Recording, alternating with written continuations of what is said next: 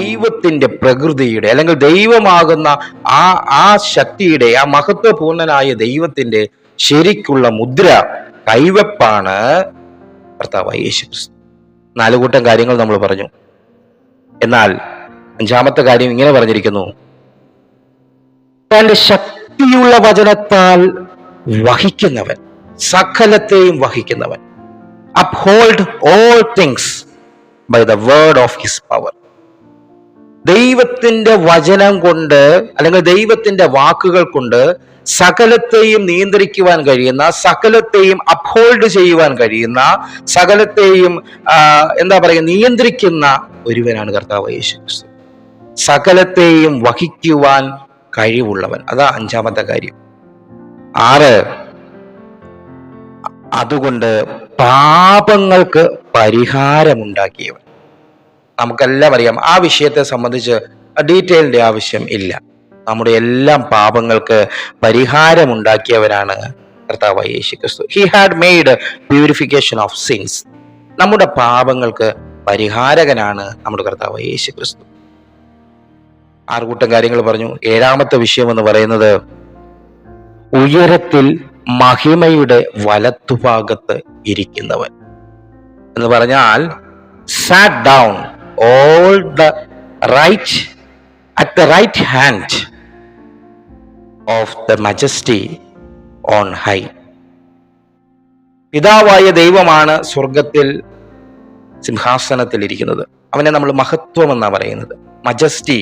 ആ ദൈവത്തിന്റെ വലത്തുഭാഗത്ത് നമുക്ക് വേണ്ടി പക്ഷപാതം ചെയ്തുകൊണ്ടിരിക്കുന്ന മഹിമയുടെ വലത്തുഭാഗത്തിരിക്കുന്നവനാണ് കർത്താവായ യേശുക്രിസ്തു.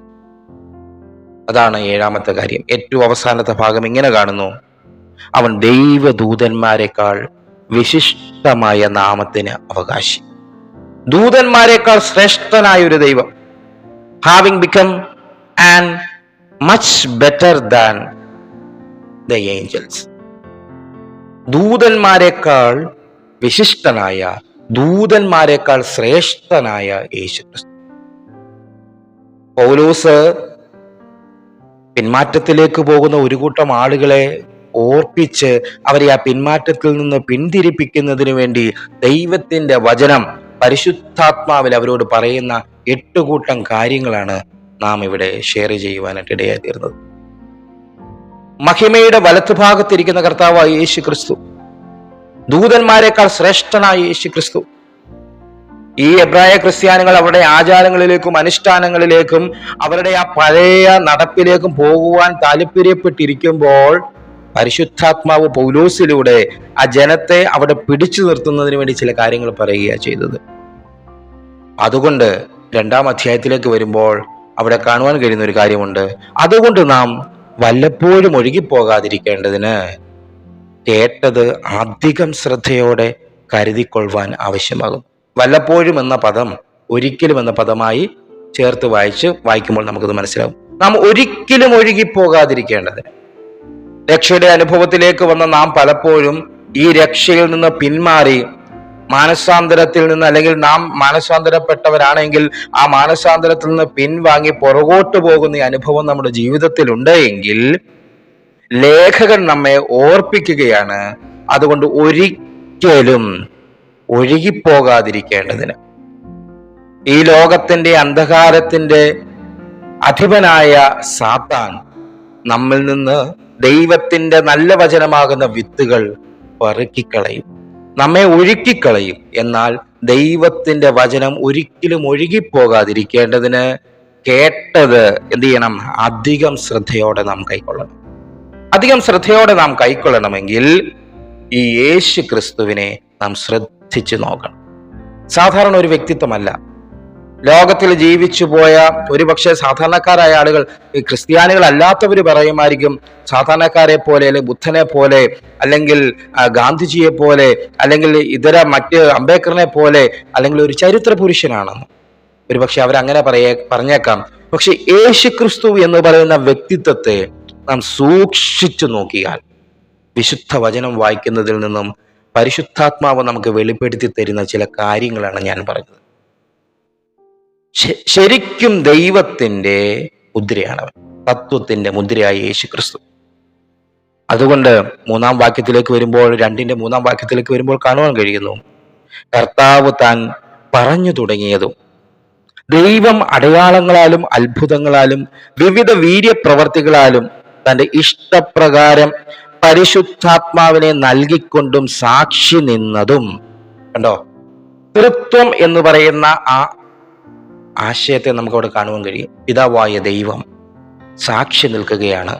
എന്തിനെ നൽകിക്കൊണ്ട്?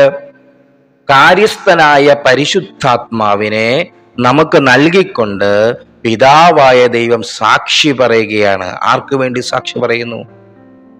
പുത്രനായ യേശുക്രിസ്തുവിന് വേണ്ടി സാക്ഷി പറയുന്നു. ആ സാക്ഷ്യം നാം മറുരൂപ മലയിൽ വെച്ച് കണ്ടതാണ്. പത്രോസും യാക്കോബും യോഹന്നാനും അവര് യേശുവിനെ ശ്രദ്ധിച്ചു നോക്കിക്കൊണ്ടിരിക്കുമ്പോൾ മറ്റ് രണ്ടുപേരും കൂടി പ്രത്യക്ഷരായി ആ യേശുവിനോട് സംസാരിക്കുന്നത് കണ്ടു. ഉടനെ സ്വർഗത്തിൽ നിന്നുണ്ടായ ശബ്ദം, വിശുദ്ധ വചനം നമ്മെ ഓർമ്മിപ്പിക്കുന്നത്, ഇവൻ എൻ്റെ പ്രിയപുത്രൻ, ഇവന് ചെവി കൊടുപ്പീൻ. സാക്ഷി പറയുന്നത് യേശുക്രിസ്തുവിന് വേണ്ടിയാണ്. ആ യേശുക്രിസ്തുവിൽ വിശ്വസിക്കുന്നവരായി തീരെയാണ് നാം ഓരോരുത്തരും. അതുകൊണ്ട് 4-ാം വാക്യത്തിൽ ഇങ്ങനെ കാണുന്നു, ഇത്ര വലിയ രക്ഷയെ നാം ഗണ്യമാക്കാതെ പോയാൽ എങ്ങനെ തെറ്റിയൊഴിയും? തെറ്റിയൊഴിയും എന്നതിന്റെ ശരിയായിട്ടുള്ള പദം എങ്ങനെ രക്ഷപ്പെടും? ഇത്ര വലിയ രക്ഷയാണ് കർത്താവായ യേശു ക്രിസ്തു നമുക്ക് നൽകി തന്നിരിക്കുന്നത്. അല്ലെ, പിതാവായ ദൈവത്തിന്റെ ഹൃദയത്തിൽ നമുക്ക് നൽകി തന്നിരിക്കുന്നത് ഈ യേശു ക്രിസ്തുവാകുന്ന രക്ഷയാണ്. ദൂതന്മാരെക്കാൾ ശ്രേഷ്ഠനായ യേശു ക്രിസ്തു, ആരെക്കാളും ശ്രേഷ്ഠനായ യേശു ക്രിസ്തു. പിന്നീട് നാം വായിച്ചു വരുമ്പോൾ കാണുന്നത്, മോശയേക്കാൾ ശ്രേഷ്ഠനായ യേശു ക്രിസ്തു, അബ്രഹാമിനേക്കാൾ ശ്രേഷ്ഠനായ യേശു ക്രിസ്തു, എല്ലാവരെക്കാളും ശ്രേഷ്ഠനായ യേശു ക്രിസ്തുവിന്റെ ആ നാമം നിമിത്തം രക്ഷിക്കപ്പെടുവാൻ ഭാഗ്യം ലഭിച്ചവരാണ് നാം ഓരോരുത്തരും. അതുകൊണ്ട് ഇത്ര വലിയ രക്ഷ നാം ഗണ്യമാക്കാതെ പോയാൽ നാം രക്ഷപ്പെടുകയില്ല. ക്രൂശിന്റെ വചനം നശിച്ചു പോകുന്നവർക്ക് ഭോഷത്വവും രക്ഷിക്കപ്പെടുന്ന നമുക്ക് ദൈവശക്തിയുമാകുന്നു എന്ന് വിശുദ്ധ വചനം പറയുക. വഴി സൈഡുകളിൽ നിന്ന്, തെരുവോരങ്ങളിൽ നിന്ന് ദൈവത്തിന്റെ വചനം വിളിച്ചു പറഞ്ഞ എത്രയോ പേരെ നാം കാണാറുണ്ട്. ഒരുപക്ഷെ അവരുടെ വാക്ക് കേട്ട് ആർക്കെങ്കിലും ഒരാൾക്കെങ്കിലും മനസ്സാന്തരം ഉണ്ടാകുമായിരിക്കാം. ഈ രക്ഷയുടെ അനുഭവം നാം നിരന്തോറും കേൾക്കുന്നുണ്ടായിരിക്കാം. പക്ഷെ ചിലരതിനെ തള്ളിക്കളയാറുണ്ട്.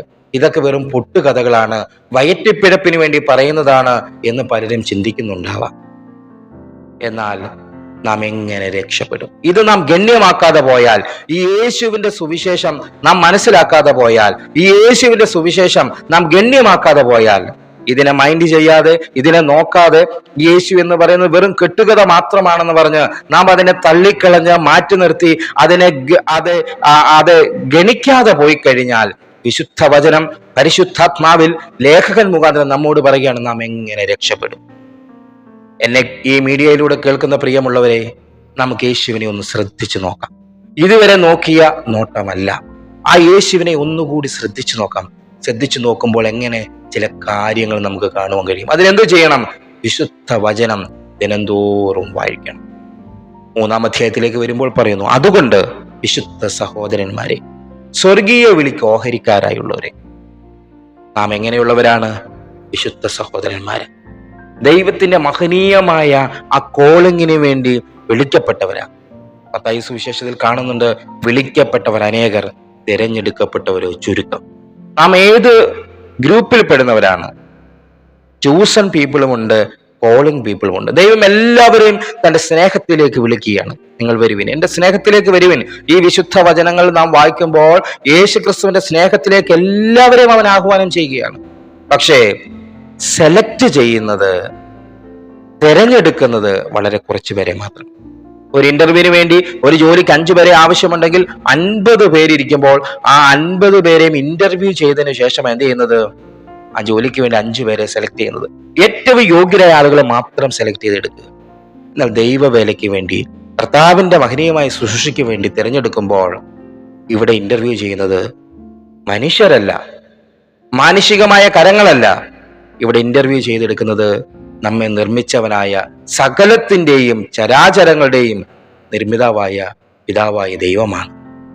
ഇവിടെ ഇന്റർവ്യൂവിന്റെ മാനദണ്ഡമായി നമ്മെ സെലക്ട് ചെയ്യുമ്പോൾ നോക്കുന്നത് നമ്മുടെ സൗന്ദര്യമല്ല, നമ്മളുടെ നിറമല്ല, നമ്മളുടെ കഴിവല്ല. ദാവീദിനോട് ദൈവത്തിന്റെ ആലോചന പറഞ്ഞതുപോലെ, നീ അവന്റെ മുഖമോ പൊക്കമോ നോക്കരുത്.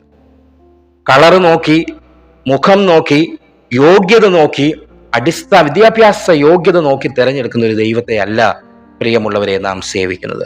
മനസ്സ് നോക്കി ഹൃദയത്തെ ശോധന ചെയ്യുന്നവനായ ദൈവം, എന്റെയും നിങ്ങളുടെയും ഹൃദയം ദൈവ മുമ്പാകെ എങ്ങനെയിരിക്കുന്നു, അങ്ങനെയുള്ളവരെയാണ് ദൈവത്തിന്റെ നാമത്തിന് വേണ്ടി ദൈവം എന്ത് ചെയ്യുന്നത്? സെലക്ട് ചെയ്യുന്നത്. അതുകൊണ്ട് സ്വർഗീയ വിളിക്ക് ഓഹരിക്കാരായുള്ളവരാണ് നാം എല്ലാവരും അങ്ങനെ ഒരു കോളിങ്ങിന് വേണ്ടി വിളിക്കപ്പെട്ടവരാ. എന്നാൽ നമുക്ക് പറയാം, കർത്താവേ, എന്നെ നിന്റെ ശുശ്രൂഷയ്ക്ക് വേണ്ടി വിളിച്ചുവെങ്കിൽ നിന്റെ ശുശ്രൂഷയ്ക്ക് വേണ്ടി എന്നെ സെലക്ട് ചെയ്യണം. വിളിക്കുക മാത്രമല്ല, വിളിച്ച എല്ലാവരെയും ദൈവം സെലക്ട് ചെയ്യണമെന്നില്ല. ഗിദെയോന്റെ കൂട്ടത്തിൽ ഗിദെയോനെയും കൊണ്ട് നാം പഴയ നിയമത്തിൽ വായിക്കുന്നുണ്ട്, യുദ്ധത്തിന് പോകുമ്പോൾ ഏകദേശം 10,000 ആളുകളിൽ നിന്ന് സെലക്ട് ചെയ്ത് അവസാനം 300 പേരെ മാത്രമാണ് തിരഞ്ഞെടുക്കുന്നത്. ഒത്തിരി ശിഷ്യന്മാരുണ്ടായിരുന്നു യേശുവിന്, പക്ഷേ ഓരോ ശിഷ്യന്മാർക്കുമുള്ള സെലക്ഷൻ പ്രത്യേകമായിരുന്നു. പത്രോസിനുണ്ടായിരുന്ന കോളിംഗ് അല്ല യോഹന്നാനുണ്ടായിരുന്നത്. യോഹന്നാനുണ്ടായിരുന്ന കോളിംഗ് അല്ല യാക്കോബിനുണ്ടായിരുന്നത്. യാക്കോബിനുണ്ടായിരുന്ന കോളിംഗ് അല്ല തോമസിനുണ്ടായിരുന്നത്. പ്രിയമുള്ളവരെ, അതുകൊണ്ട് ആ സ്വർഗീയ വിളിക്ക് ഓഹരിക്കാരായിരിക്കുന്ന നാം സ്വീകരിച്ചു പറയുന്ന അപ്പോസ്തലനും മഹാപുരോഹിതനുമായ യേശുവിനെ എങ്ങനെ നോക്കണം? ശ്രദ്ധിച്ചു നോക്കണം. ഹവാർഡ് ഹെൻറിക് എന്ന് പറയുന്ന വേദപണ്ഡിതൻ പറയുന്നത് പോലെ നാം മുന്നിലേക്ക് നോക്കണം, നാം പിന്നിലേക്ക് നോക്കണം, നാം മുകളിലേക്ക് നോക്കണം, നാം നമ്മിലേക്ക് തന്നെ നോക്കണം. ക്രൈസ്റ്റ് സെന്റേഡായ യേശുക്രിസ്തു കേന്ദ്രീകൃതമായ വിഷയത്തെ സംബന്ധിച്ച് നോക്കുമ്പോൾ, മുന്നിലേക്ക് നോക്കുമ്പോൾ എന്ത് കാണുന്നു? കർത്താവായ യേശുക്രിസ്തു എത്രയും താമസമിന ഈ ലോകത്തിലേക്ക് മടങ്ങി വരും. അതാണ് മുന്നിലേക്ക് നോക്കിയാൽ കാണാൻ കഴിയുന്നത്. പിന്നിലേക്ക് നോക്കിയാൽ ആ ഗോൽഗോഥ നമുക്ക് വേണ്ടി ഇരുകരങ്ങളും വിരിച്ച് നമുക്ക് വേണ്ടി അറുക്കപ്പെട്ട ഒരു കുഞ്ഞാടിനെ നാം പിന്നിലേക്ക് നോക്കിയാൽ കാണാൻ കഴിയും. മുകളിലേക്ക് നോക്കിയാൽ നമുക്ക് വേണ്ടി പക്ഷപാതം ചെയ്ത് ദൈവത്തിന്റെ വലത്തു ഭാഗത്തിരിക്കുന്ന യേശുവിനെ കാണാൻ കഴിയും.